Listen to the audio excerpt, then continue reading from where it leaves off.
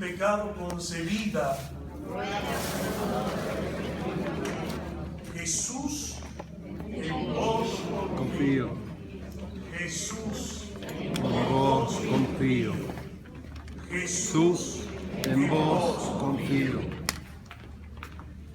Bueno, qué hermoso tema, de Julito ahí, que me ha dado la gracia de compartir con este hermano, junto al Ministerio de Música.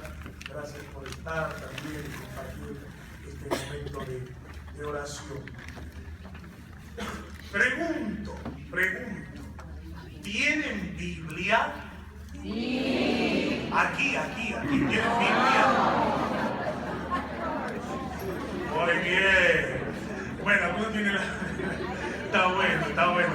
Me metan en el celular la Biblia digital, ahí está bien, qué bueno.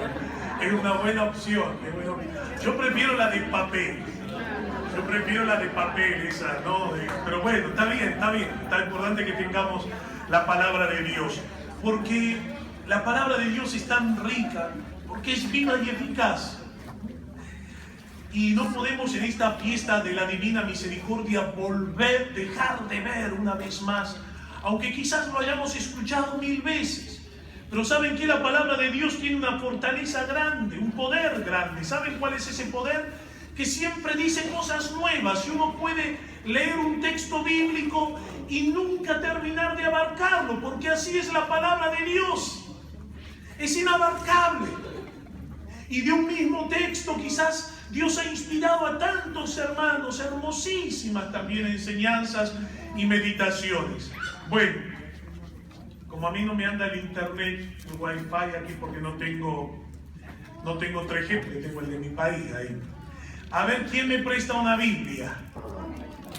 No, digital, no, de papel, por favor. Gracias.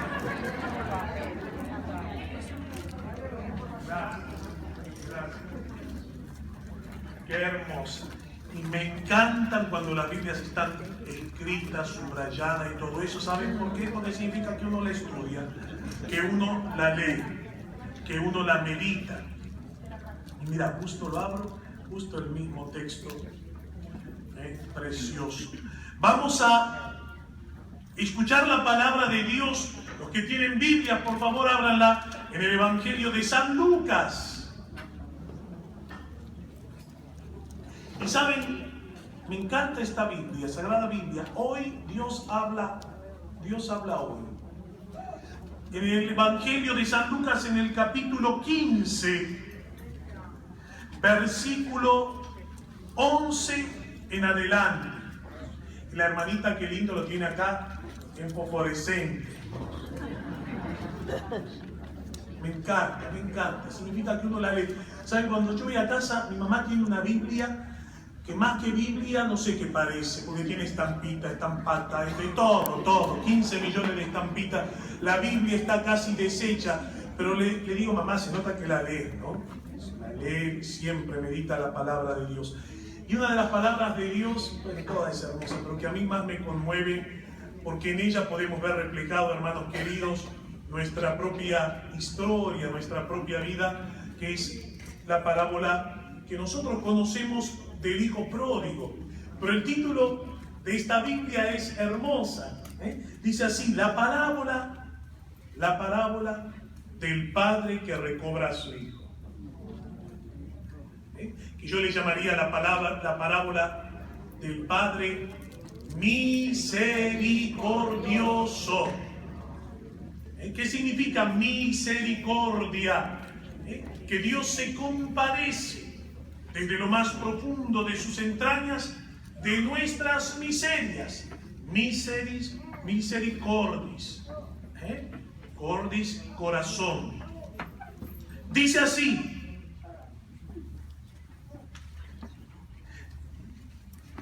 Jesús contó también esto.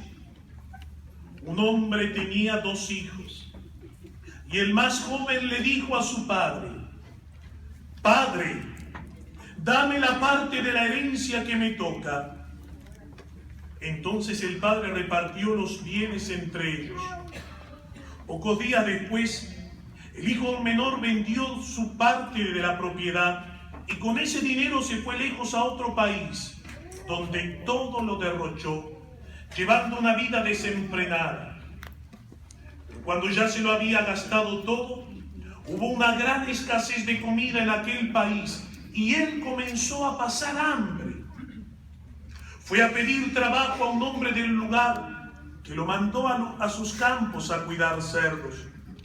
Y tenía ganas de llenarse con las algarrobas que comían los cerdos, pero nadie se los daba. Al fin se puso a pensar: ¿cuántos trabajadores en la casa de mi padre tienen comida de sobra, mientras yo aquí me muero de hambre? Regresaré a casa de mi padre y le diré: Padre, he pecado contra Dios y contra ti. Ya no merezco llamarme tu hijo. Trátame como a uno de tus trabajadores. Así se puso en camino y regresó a la casa de su padre. Cuando todavía estaba lejos, su padre lo vio y sintió compasión de él. Corrió a su encuentro y lo recibió con abrazos y besos. El hijo le dijo: Padre mío, he pecado contra Dios y contra ti. Ya no merezco llamarme hijo tuyo.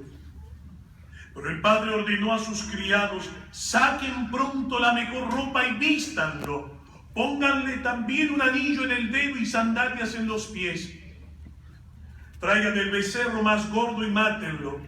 Vamos a celebrar esto con un banquete, porque este hijo mío estaba muerto y ha vuelto a vivir. Se había perdido y lo hemos encontrado. Y comenzaron la fiesta.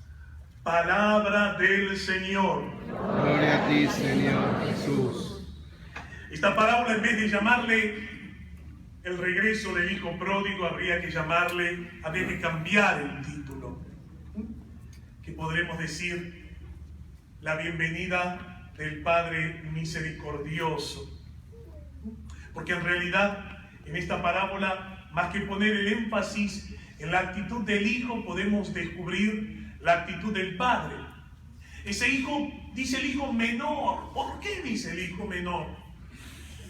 Y porque cuando uno es joven, sentimos que el mundo nos lo podemos llevar por delante. Sentimos que tenemos fuerza, vigor, nos sentimos autosuficientes. Nos creemos saberlo todos. Todos hemos sido adolescentes alguna vez, ¿no? Algunos hace poquito y otros ya hace muchos años, ¿no? Y esto nos puede ayudar a nosotros a comprender también a nuestros jóvenes, a nuestros hijos, a nuestros nietos, ¿no? Que aunque la adolescencia es una edad preciosa, también es complicada. ¿Por qué? Porque uno quiere hacer su mundo, quiere hacer su vida.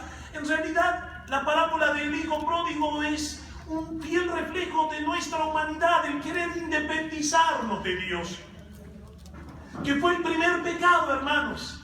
¿Saben cuál fue el primer pecado de la criatura? ¿Cuál fue? La soberbia es el primer pecado del hombre.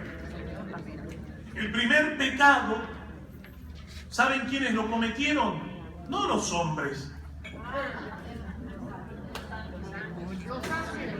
El primer pecado lo cometieron los ángeles. Eso en el catecismo de la Iglesia Católica, digo, porque lo que estoy enseñando es católico, Si alguno tiene duda, tiene que agarrar el catecismo de la Iglesia Católica. En la Argentina tuvimos el retiro de Semana Santa, que fueron 4 días, jueves, viernes, sábado y domingo. En un momento hubo una especie de plenario donde hacían preguntas y me decía una mujer: padre, mi sacerdote dice que el purgatorio no existe, que eso no es verdad. Yo la terminé de escuchar y le pregunté a la hermanita: ¿usted va a una iglesia católica? Digo, porque a veces uno escucha barbaridades, y cuando uno escucha barbaridades y tiene duda, ¿dónde tiene que remitirse? Al catecismo de la Iglesia Católica. Ahí está lo que nosotros debemos creer. Y si hay algo que está allí y no lo creemos, no somos católicos, señores, bien clarito. Lo que está allí no es discusión teológica, es enseñanza de la iglesia. Y en el catecismo se nos enseña que la primera caída fue la de los ángeles. Ángeles que Dios había creado en libertad, seres espirituales, dotados de una gran inteligencia, pero que terminan rebelándose contra Dios. Al mando de Luzbel, que era el portador de la luz, que era uno de los arcángeles, y cuando él se rebela contra Dios porque no quiere adorarlo, quiere independizarse de Dios, ¿qué hace? Ahí viene lo que se llama la famosa caída, se aparta de Dios, pero en ese apartarse, en esa caída, ya no hay vuelta atrás, como en nosotros, es distinto. A pesar de que el hombre cae, Dios le da siempre una nueva oportunidad. Los ángeles, hermanos, que han optado por vivir al margen de Dios, que son llamados demonios, para ellos ya no hay retorno. Su destino es el infierno. ¿Qué es el infierno? No es un espacio físico. El infierno es estar privado de la gracia de Dios, de su luz divina. Por eso nosotros vivimos el infierno en esta tierra cuando nos apartamos de Dios, creyendo que podemos hacer una vida al margen de nuestro Creador. ¿Y por qué? Porque Dios ha puesto en nosotros, en nuestra humanidad, un espacio que solamente su amor puede llenarlo. Por eso el gran San Agustín decía eso: nos has creado para ti, Señor, y nuestro corazón estará inquieto hasta que no descanse en ti. Solo en Dios, solo en Dios. Y nada más que en Dios el alma puede encontrar reposo, paz, alegría, gracia. El mundo no te da nada de eso. Los tres grandes enemigos del hombre, ¿saben cuáles son los tres grandes enemigos? Nos enseña el catecismo de la Iglesia Católica. Muy bien. Qué bueno, esas son las catequesis sólidas de nuestros, con amor lo digo, de nuestros viejitos. ¿Saben por qué? Porque el catecismo, por lo menos en América Latina, los chicos saben sin saber nada. Dios te ama, Jesús me ama, y no saben los mandamientos, no saben cuáles son los preceptos de la iglesia, no sabemos, y claro, ¿cómo nos defendemos? Cuando un pueblo ignorante dice: este pueblo perece por falta de conocimiento. Si no lo conocemos a Dios, no podemos amarlo. No se puede amar lo que no se conoce. Y tenemos que conocer también, hermanos, cuáles son los enemigos con los que a lo largo de nuestra vida vamos a tener que combatir para poder resistir en este combate. Porque la vida es un combate. ¿Me repetís, madre? Vos sos mi ángel de la guarda. A ver, los tres enemigos. A ver. El demonio, el mundo y la carne. El demonio, el mundo y la carne. Por eso, desde el comienzo de la creación, el demonio, por envidia, intentará destruir y apartar al hombre del proyecto que Dios tiene para cada uno de nosotros. Padre, ¿y el demonio existe? Es que, padre, me dijo a mí mi cura que no existe. Decile a tu cura que vuelva a estudiar teología, que lea el catecismo de la Iglesia Católica, que lea las Sagradas Escrituras. Dice el Papa Pablo VI, hablando del mal, que no es mera ausencia del bien. Dice: quien se sale de esta enseñanza, quien se sale de la enseñanza del magisterio y de las Sagradas Escrituras. Y no es que hablamos del demonio para darle más importancia, no tiene ninguna importancia, pero tenemos que saber cuáles son sus tácticas para poder luchar. Toda batalla, para poder ganarla, tenemos que saber cuáles son las tácticas del enemigo. ¿Me entienden? No podemos ganar ninguna batalla si no sabemos cuál es la táctica que utiliza. ¿Entendido, gente amada? Entonces, el demonio es enemigo, intentará apartarnos siempre del plan, del proyecto de Dios. El mundo, Jesús dice: ustedes están en el mundo, pero no son del mundo. No somos del mundo, somos ciudadanos del cielo. Y hacia el cielo vamos, hermanos.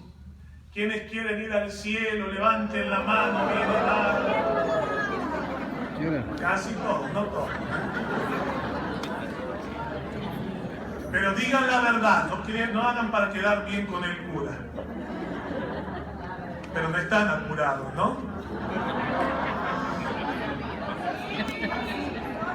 Yo también. Ese es el gran problema, ¿no? Todo el mundo quiere ir al cielo, pero o nadie se quiere ir, o vemos que cuando Dios se lleva a alguien a su presencia, tristemente lo tomamos como un castigo, a veces la muerte de nuestros seres queridos. Es que no hemos comprendido que el cielo es nuestra patria definitiva y que la muerte en el fondo es una bendición. Padre, ojalá que usted se muera. Sí, te lo suplico, que llegue eso. Para mí no es una maldición, desearme la muerte es una bendición. Si para mí la vida es Cristo y la muerte, como dice San Pablo, una ganancia. ¿Querés que me muera? Cuando Dios quiera, pero acepto. La muerte es una bendición. El mundo y la carne. ¿Qué es la carne? Nuestra propia concupiscencia, hermanos.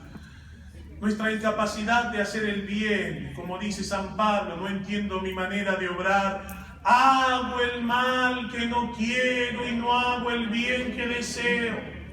¿A quiénes les pasa eso? Levanten la mano sin miedo. Todos, ven, somos del club de los pecadores ahí. El gran San Pablo dice eso. Y entonces, volvemos a esta palabra. El hombre quiere hacer su vida al margen de Dios. Y dice la palabra de Dios que el hijo menor, el más joven, le dice: Padre, dame la parte de la herencia. Me cansé de vivir en tu casa. Cuidado, el gran peligro también del cristiano es el cansancio. Nos cansamos en las cosas de Dios. Nos cansamos. Y eso pasa en lo que se llama el espíritu de asedia, el espíritu de tristeza. Vivimos tristes. Y hasta vamos a la iglesia tristes. Cualquier parecido con la realidad, pura coincidencia. Y entonces estamos en la iglesia. Acá hasta ahora no lo vi, gracias a Dios, hasta ahora.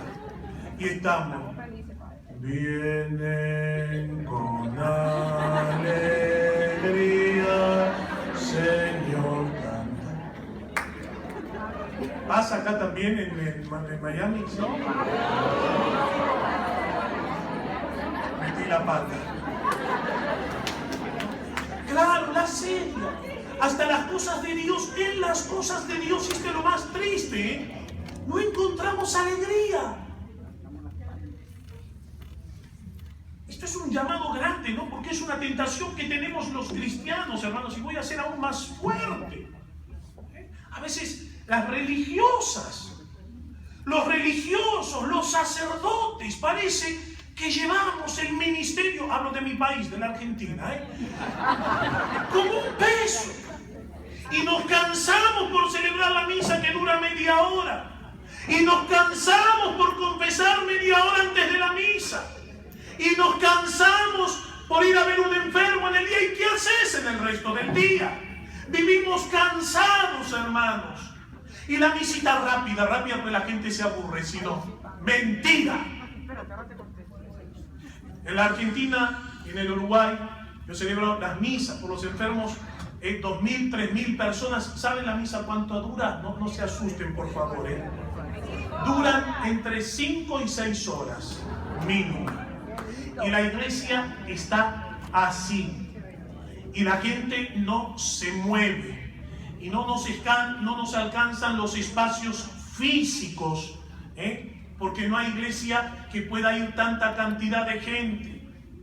Pero vuelvo a decir esto, hermanos, nos cansamos. La serie esto, nos aburrimos. Y voy a misa. Espíritu de asedia. Nos acostumbramos a las cosas de Dios, perdemos gusto por las cosas de Dios. El hijo pródigo, ¿qué le pasó? Se había cansado de vivir en la casa del padre, pensaba que el mundo era más fácil. Por eso es nuestra historia. Y cuando uno enfrenta al mundo, ve que la realidad es totalmente distinta. El padre respeta la libertad. El Padre respeta, Dios, escuchen bien hermanos, Dios aún corre el riesgo de perdernos, pero Dios nunca va a sacrificar nuestra libertad. Y esto lo digo para que los hermanos y hermanas que a veces sufren porque hace tiempo que están rezando por sus hijos y sus hijos no vuelven a Dios, y a veces me dicen: Padre, ¿qué hago? Mi hijo, mi hija está lejos de Dios, se está perdiendo y no quiere saber nada con Dios. Yo digo siempre: contemplad la figura del Padre misericordioso. El Padre, aunque sufra, aunque corra el riesgo de perdernos, Él no va a sacrificar nuestra libertad. Y a veces tenemos que dejar, hermanos, que nuestros seres queridos, así como Dios lo ha permitido con nosotros, hagan su proceso. Nosotros lo que debemos hacer es orar por ellos, por su conversión. Y sabiendo que Dios esa oración la va a escuchar si tú eres fiel. 20, 30, 40, 50 años orando por ese hijo. Y bueno, aunque, como te decía recién, aunque tú no lo veas, Dios va a ser fiel. Y ese hijo va a volver. Porque Dios mira la fidelidad de sus servidores. Y Dios no falla nunca, hermanos, por amor a sus siervos. Si tú perseveras, como dice la palabra de Dios, tú y tu familia se salvarán. Tú y tu familia. Y uno dice: ¿cuándo va a ser eso, Padre? Aunque no lo veas.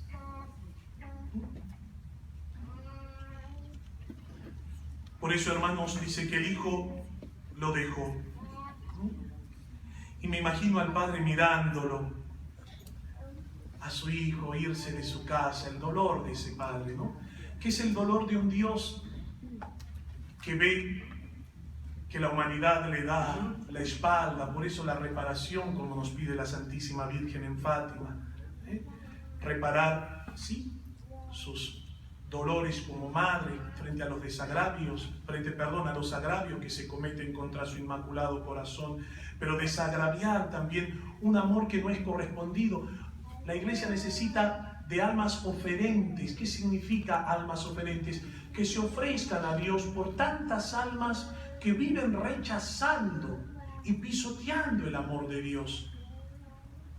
En eso consiste la reparación eucarística, en la devoción de los 5 sábados en honor a la Santísima Virgen. Reparar, Señor, tanto amás, tantos corazones que no te aman, Señor, permitime ofrecerme por este hermano que no te ama. ¿Saben el corazón de Dios? Qué alegría le da cuando nosotros reparamos con nuestra oración, con nuestras obras de misericordia, las faltas que cometen los hermanos. Eso detiene muchas veces la mano de Dios sobre un mundo que se ha corrompido. Y Dios mira. Dios mira, es una mirada que comprende el extravío de las mujeres y de los hombres de todos los tiempos y lugares, que conoce con inmensa compasión el sufrimiento de aquellos que han decidido marcharse de casa, que han llorado mares de lágrimas al verse atrapados por la angustia y la agonía de un mundo sin Dios. Y el corazón del Padre arde con un deseo inmenso de volver a llevar a sus hijos nuevamente a casa. Y el Padre respeta. ¿Cuánto quizás le hubiera a Dios gustado salvarnos con su autoridad paterna y tenerlos a todos cerca de la casa para que nada malo les ocurriera? Pero Dios, sin embargo, hermanos, nos da la libertad. Nos da la libertad, que es un don precioso. Pero cuando es mal utilizada también tiene consecuencias muy dolorosas. Y sigue diciendo la Biblia: y el Hijo malgastó los bienes de su Padre llevando una vida licenciosa.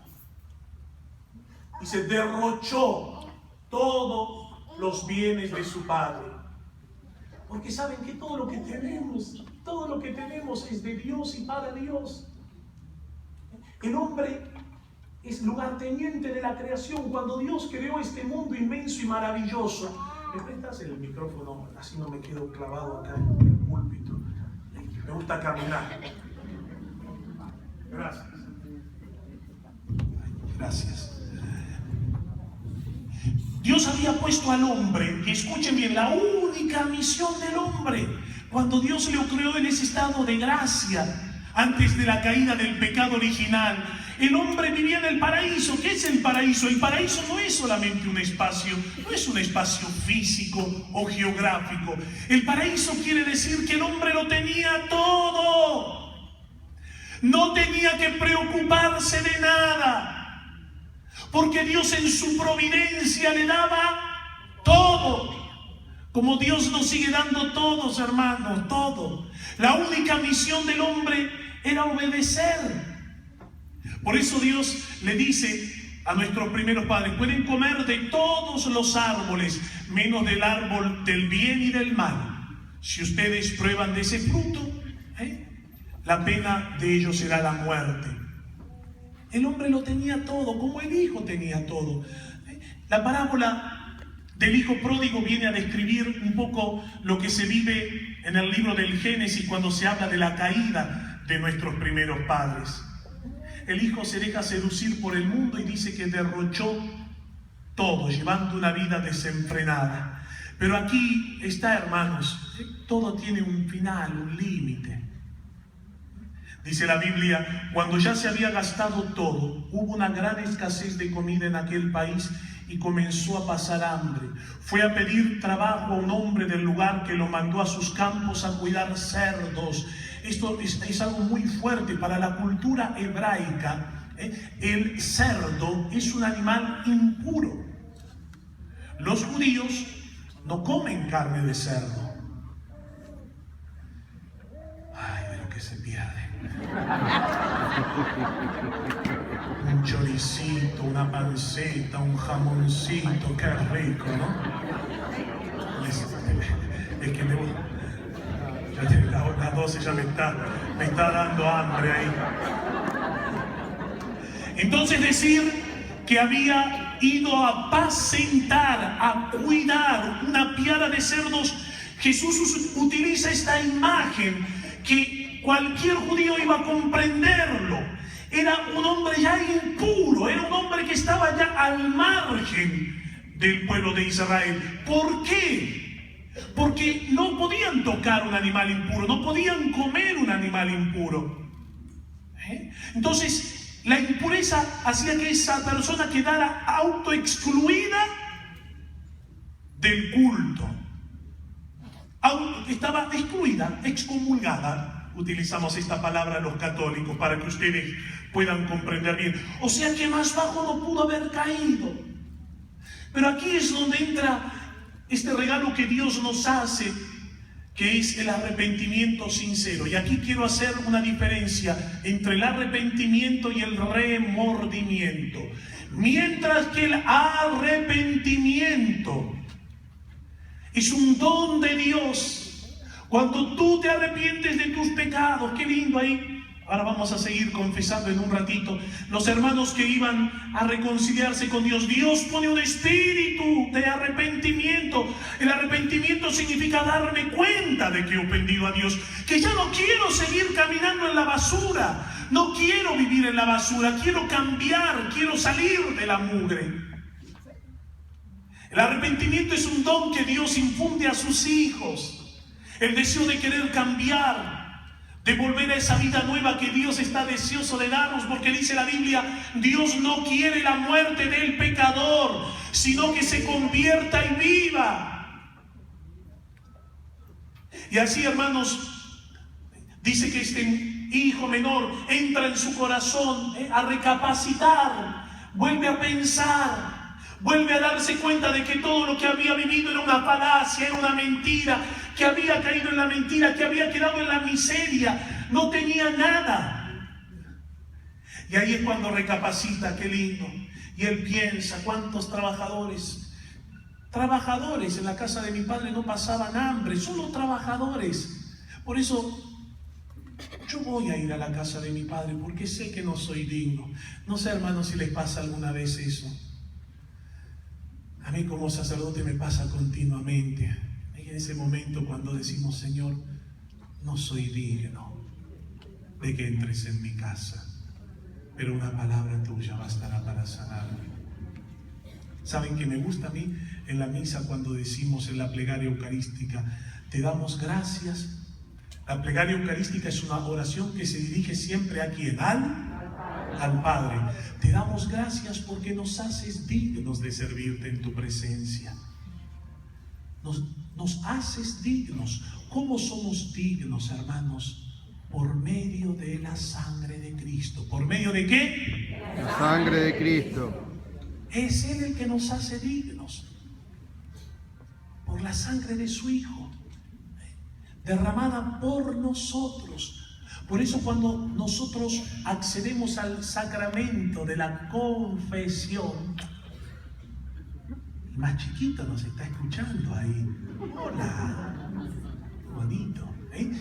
Cuando accedemos a la confesión tiene un poder tan grande, hermanos, porque cuando el sacerdote nos da la absolución, toda la sangre de Cristo derramada en la cruz cae sobre nosotros, pero es una sangre que nos restaura, nos limpia, nos da nueva vida.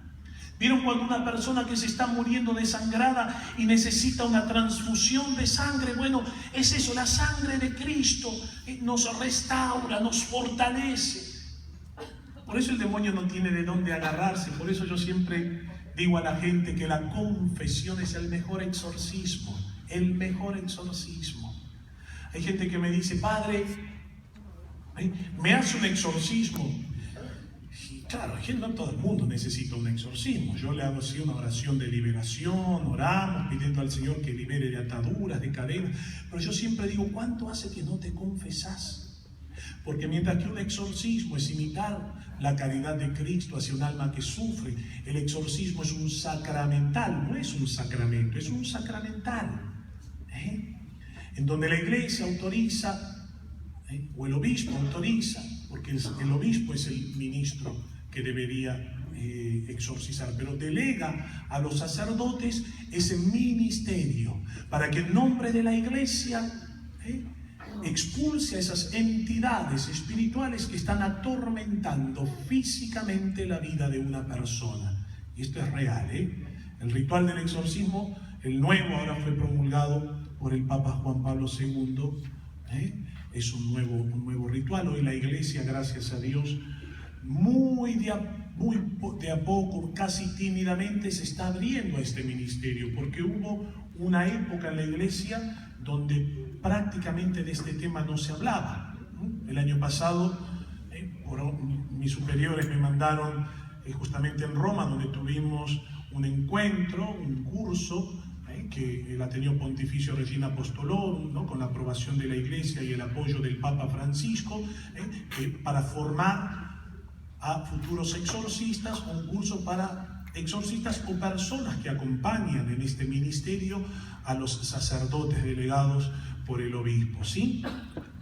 Mientras que el exorcismo es un sacramental, la confesión es un sacramento y tiene una fuerza extraordinaria de liberar, de restaurar, de sanar. Entonces, el hijo dice, volveré a la casa de mi padre. Y ahí es donde él elabora su confesión y diré a mi padre, Padre, pequé contra el cielo y contra ti, ya no merezco ser llamado hijo tuyo, en adelante trátame como a uno de tus servidores, porque no merezco, no me siento digno. Es lo que nos pasa muchas veces, hermanos, pero es Cristo el que nos hace dignos, que nadie se sienta menos en la iglesia. No importa tu pasado, no importa lo que hayas sido. Dios hace nuevas todas las cosas. Aunque seas el más grande pecador, no importa. Dios te recibe porque te ama, porque es eterna su misericordia. Y dice la Biblia, qué bonito cuando el padre lo vio de lejos a su hijo, porque el padre no perdía la esperanza. Y yo me lo imagino al padre cada mañana saliendo y mirando al camino, esperando el regreso de su hijo. Como muchas de ustedes, mamás y papás, estarán esperando el día en que ese hijo regrese. Algunas hacen así porque sé que hay muchas y muchos que lloran, pero felices los que lloran, porque serán consolados. Dios los va a consolar en su momento. Y yo te invito hoy que agradezcas a Dios ahora por ese momento en que tu hijo o tu hija va a volver a la casa del Padre. Agradécele hoy al Señor. Señor, no sé cómo, pero confío en vos. Confío en vos. Y cuando ese hijo regresa, lo vio a su padre, me imagino la vergüenza, Dice que el padre salió a su encuentro. Es una imagen llena de ternura. No es que el padre esperó, ahora viene, ahora me va a escuchar. Le tuve que dar toda la herencia, ahora lo voy a poner en la peor de las tareas. No, no es así Dios, no es así Dios. Si supiéramos, hermanos, cuánto Dios nos ama, dice la Virgen, ¿no? En uno de esos mensajes también llorarían de alegría. Porque la Virgen, cuando se aparece a sus hijos, hablando del papel de María como Madre de Misericordia, no es que ella se aparece porque le dice a la Santísima Trinidad: bueno, miren muchachos, yo voy a pasear por la tierra, me voy de shopping. La Virgen es obediente. La Virgen es obediente y ella nos visita continuamente porque la Santísima Trinidad se los permite. Hay una película muy bonita que se estrenó que se llama Tierra de María. ¿La vieron? Si no la vieron, se las aconsejo verla. Tierra de María. Y entonces hay un diálogo muy bonito que empieza narrando todo el tema de la creación, nos ayuda a comprender todo el tema de la caída, ¿no? Y la Virgen le dice a Dios: permíteme ir a mis hijos, para decirles que tú les amas. Y a mí eso me quiebra, ¿no? Digo, ¿y Dios qué le dice? Dile a mis hijos cuánto los amo.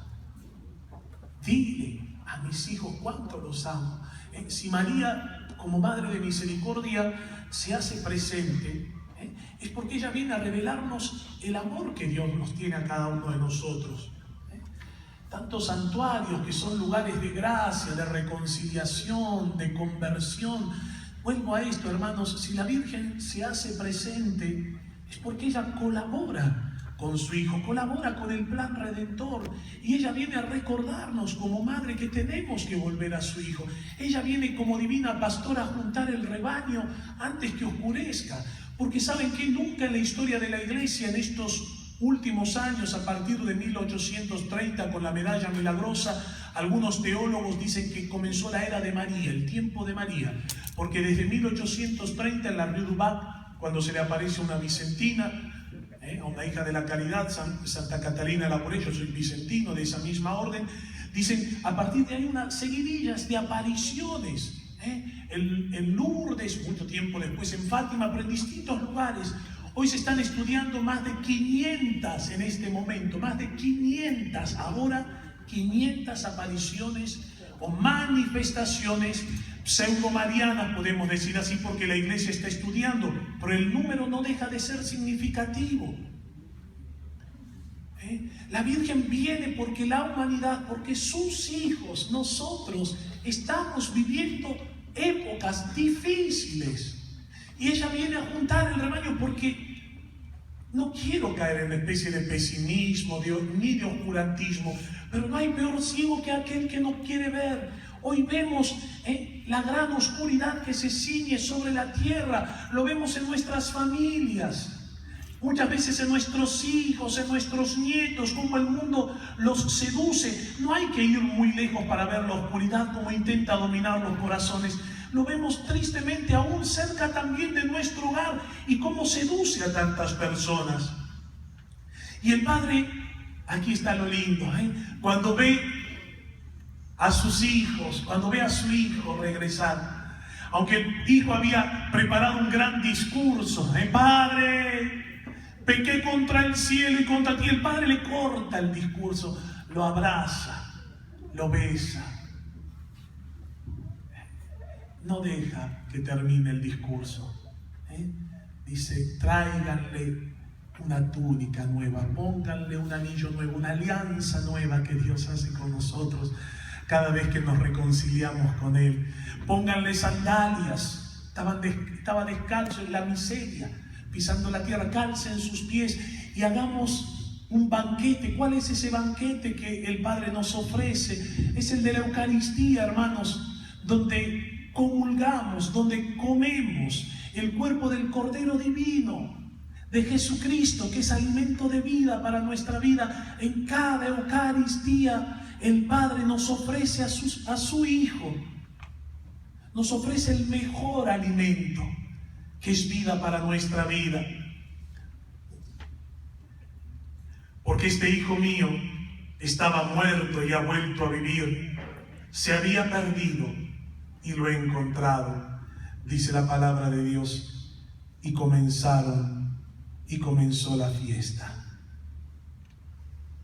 Qué hermoso, la palabra de Dios hoy nos regala eso, ese amor que puedo aceptar o rechazar. Dios no obliga a nadie a amarlo. Ahí está el Dios en el que yo quiero creer, que es un Padre que desde el comienzo de la creación ha extendido sus brazos en una bendición llena de misericordia, sin forzar a nadie, hermanos, pero siempre esperando. Hoy Dios también te da la bienvenida a su casa, y en esta fiesta de la Divina Misericordia, Dios quiere regalarte, saliendo a tu encuentro, el don de su misericordia, el don de su perdón.